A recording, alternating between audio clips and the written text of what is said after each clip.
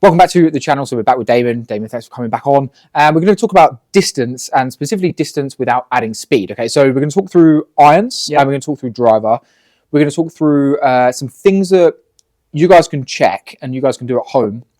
It's going to start to improve some distance that we're hitting the ball, right? So we're trying not to hit it any harder. We're not trying to swing it in faster. We're not trying to do all these crazy things that are going to make us gain distance. We're just thinking with the current speed that we've got, how can we get the ball to actually travel further, and I suppose more consistently as well, because a lot of things we're going to do is actually going to improve in consistency of distance and actually improve distance control as well, right? Absolutely. So let's talk about this, David. We had a bit of a chat about this previously, and you kind of mentioned some stuff that some of your clients struggle with. So what are some things we can look at in terms of gaining consistency with distance, but also gaining maximum distance as well without adding swing speed? What metrics can we start to look at here? The big thing for me is that magical moment impact. Yes. It's everything, right? Most club level golfers that come will typically be trying to lift the golf ball still, so low point behind the ball. So whether or not we actually get the ground before the ball, you're going to be hitting up on it, and if you're hitting up on it, we're going to be hitting it at the bottom of the club, so losing that centerness of strike, which is really important to produce that high or that maximal ball speed off your club speed. So let's say strike. We're going to take strike. We're going to package that. We'll talk about that. What other metrics do we need to look at that we can cover today? So strike is definitely one of them. Yep. What else do we have in that package? In terms of metrics, we're going to look at angle of attack. Okay, so descending blow, both with driver and with irons. Yep. We're going to look at some kind of launch spin metrics maybe. Yeah, so we're going to be looking at your optimal launch and spin for your specific clubs, and ultimately it comes down to your current speed. So where do we start? That's really the best question to ask. Great question. So for me, it always starts at impact. Okay. Like spin numbers are great, launch angles are great, but they're all going to be massively varied if we can't consistently hit the ball out of the sweet spot, out of the middle of the club. Let's have a look at that. Let's see what the difference in numbers. You played around with this earlier. Yeah. A bit of a giggle. So let's see what happens when we purposely start to mess up strike. Right. I'm going to get out of the way. I don't think if you're going to hit a shank, I might still be in the way. Yeah. Hopefully, I'll be fine.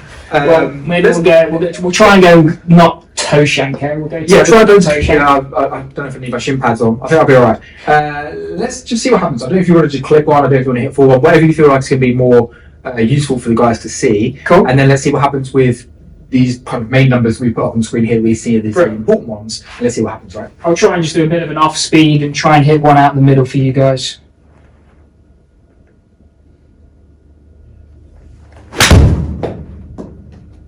Sound good? A bit toey, if I'm honest. Bit toey, okay.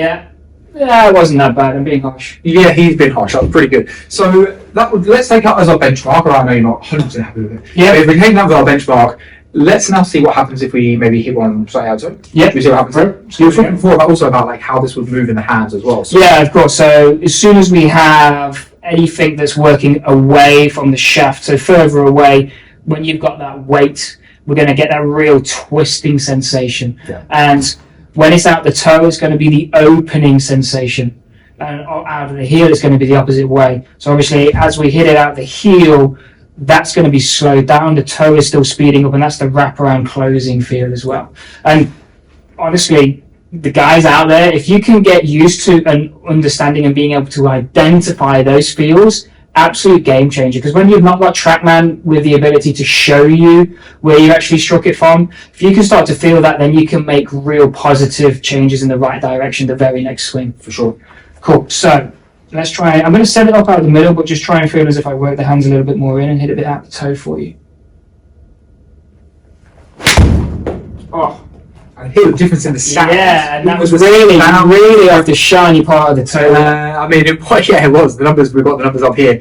Seriously, out the top. So, let's have a little look and see what's happened. Obviously, ball speed's going to drop, of course. Carry's going to drop, total's going to drop, right? So we can start to instantly see the difference of the poorer strike. Absolutely. It's going to make a difference. More centre strike, obvious. We know it's going to make a difference, right? These are the obvious ones.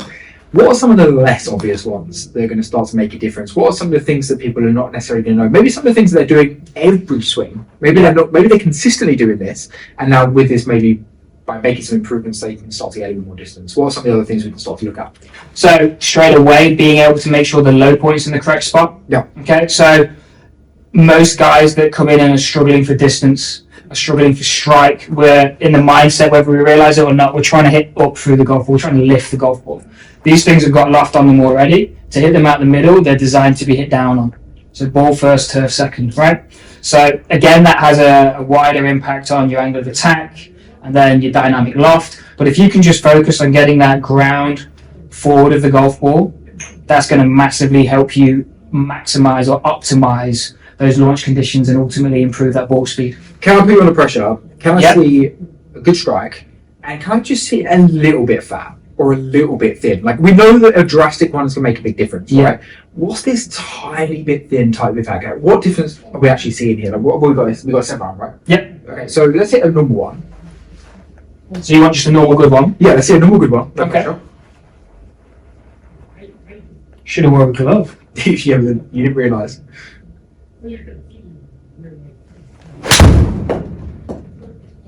happy with that? Yeah. Okay, cool. So let's take that as our stock. Yeah. Decent. Yeah. What's this going to change? Just that little bit fat or that little bit thin?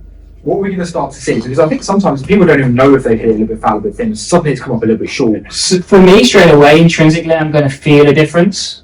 Yeah. Again, the guys out there might not get it straight away, but just understanding it, you can hear the difference as well. Like you said before, you could hear the difference off the toe compared to the face, right? The center of the face, right? But then we're going to see the smash drastically drop. We would also typically see spin rates drop. Yeah. Yeah. And you might hear guys on other channels or certainly on the golf course call that a bit of a knuckleball. The ball might go, but there's less spin on it. So let's take our carry distance, 164. Yeah. Okay. So I'm going to put you under serious pressure and say, can you catch this a little bit fat? Okay. And let's see what difference that makes to the carry leg. We're not talking like, I'll try and keep the speed the same. Fat. Yeah. We can try and keep the numbers the same. Let's see what difference we're actually thinking about here. Okay. Impressive that if you can do this on Cuba. One take, right? Oh, it was clean. One more. Do this one more. Hey, it took a little bit off. Yeah, so here's the thing. By trying to get it heavy, what I did was stay back. Okay. Put a little bit in. Well, it was just super clean. So my low point was actually behind the ball, but I just didn't interact with the ground. So I had good speed, but I added loft, too much loft, launch, less compression, less ball speed. So this is a great example, right? Yeah. They were by accident, but that was a great example of just by changing one small metric there, we actually got that's quite a big difference in carry as well. Yeah, it's huge. Let's hit the fat one then. Let's see what happens. We'll try. You can super fat it. Yeah, I like that. Yeah, we heard it. You heard it, right? Bam. See, even less. There we go. Even less. So this is quality of strike, yes, but interaction with the ground is another huge one, right? Massive. Huge. For me, it's the one. Let me swap you out then. I'm going to grab that. Thank you.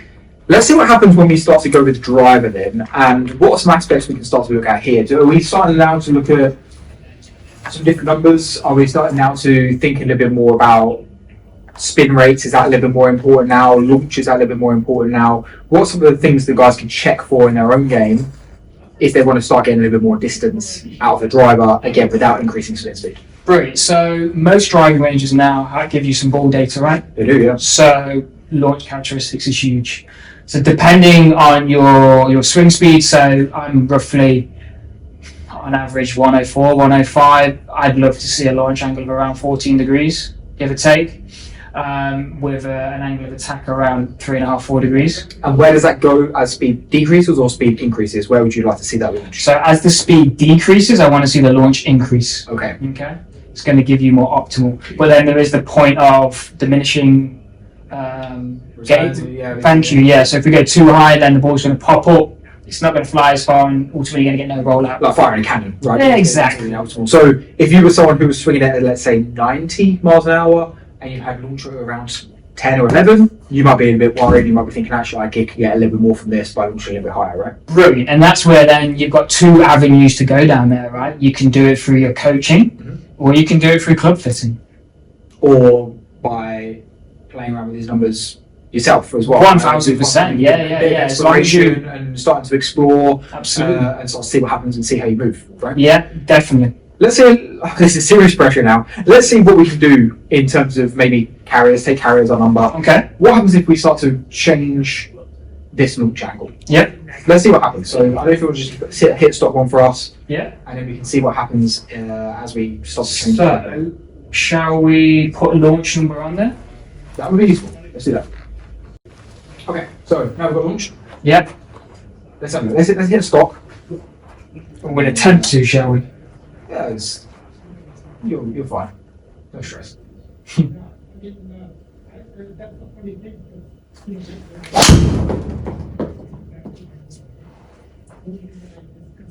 Cool, so we can see the launch was not far off where you would Yeah. like to see it. For me, yeah. Not bad for a cold one, right?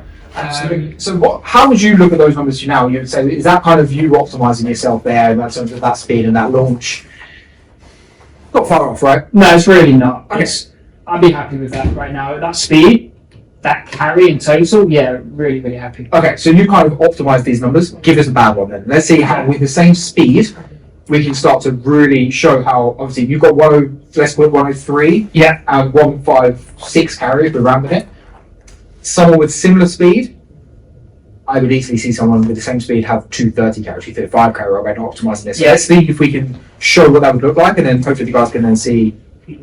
I cheat and do a lower T. That is a bit cheap. Yeah. You're good. There we go. We'll put my I think skills. it's it's a good point to mention actually. Maybe we'll do that because I assume that's a huge factor of how we would actually alter these launch angles. So maybe if you're on a low tier, see how that changes launch and put it back in and see, because I think actually a lot of people could probably make a change by changing T height, right? It's huge, but not just if you were to swing it the same off a lower T, it's going to be lower off the face, it's going to be lower launching, but potentially also higher spinning. Yeah. But for me as well, subconsciously, it makes us swing differently. Balls a lot closer to the ground, right? So we have less urgency to want to hit up because we feel like we're going to top it more. Yep. So then we typically might hit down on it more, which is then also going to influence that angle of attack and ultimately that launch. We played with my game as well. Yeah, I said that my safe one at the moment, filling for me, is a safe one of teeing it down a little bit lower and covering it a little bit more, and that made sense with the way that my higher T1 was exiting left. Yeah. It made sense for me to tee a little bit lower, move a little bit further back, and I felt a little more comfortable. So I also saw a huge change in numbers, huge change in carry, huge change in all these metrics by making that, with swing speed staying relatively similar. So good example. So let's put it under pressure then. I won't make you hit any more than this, don't worry. Love it. Let's try and keep the speed the same. Speed the same, but try and change the launch. Yeah, let's reduce that launch. So I have a prediction. This is going to come out low and out to the right. Okay. Yeah, pretty close. Might not. Definitely come out low. Definitely lower, so 5.9 launch.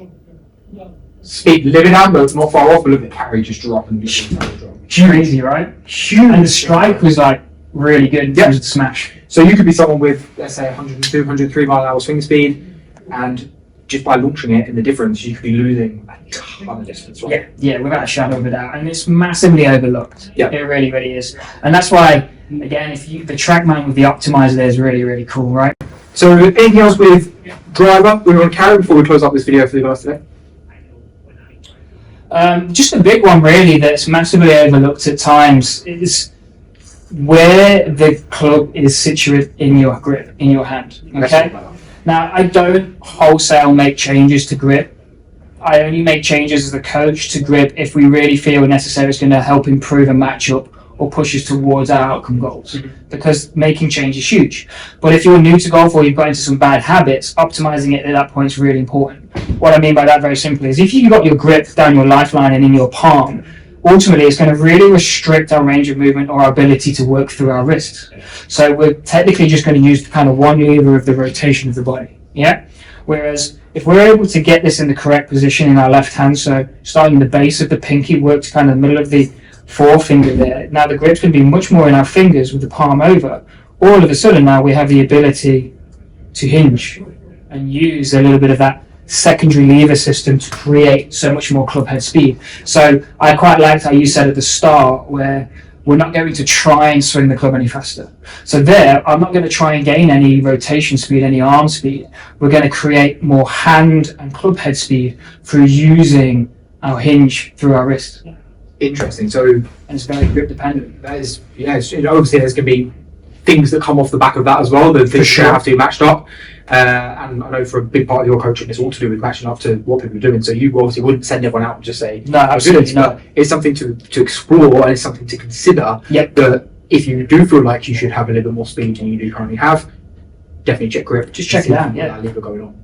Nice, we like it. Guys, thank you for watching again today. Hopefully you found that video useful. I'm going to put all of Damon's details below, and definitely reach out to him because he is, as he said in the previous video, he's going to reply to every message that he receives. So we're going to call you on that, and we're going to send 1 million messages to Damon and see if he can reply to them all. So Damon, thanks again for coming on, and you'll be back soon. Thank you, man.